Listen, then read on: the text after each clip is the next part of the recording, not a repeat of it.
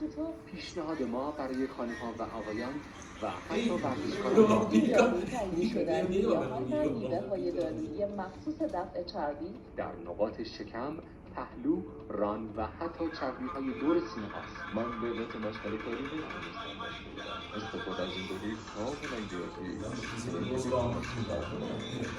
این دارو با ترکیباتی که داره باعث افزایش متابولیسم، گردش خون، کاهش اشتها و حتی چربی سوزی در زمان استراحت میشه. من دنبال یه مکمل خوب برای کاهش حجم چربی‌های شکم و پهلوم بودم. این داروی لاغری رو استفاده کردم و چقدر حجم چربی‌ام کم شد. برای مشاوره رایگان عدد مورد نظر را به شماره ما پیام کنید. جشنواره فروش کفش‌های نیمانا توی این جشنواره قیمت و کیفیت تضمین میشه. ما به شما ضمانت 1 ساله میدیم.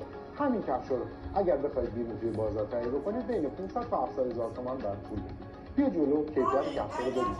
این کفش در دو رنگ پرطرفدار سفید و مشکی پوستی عرضه میشه. مدل نیو بالانس 530 کیفیت کار اینقدر بالاست که ما به شما ضمانت 1 ساله میدیم. مهمترین ویژگی این کفش روی پلیمیشه، روی شکلی که هوا رو در داخل کفش به گردش در میاره و باعث میشه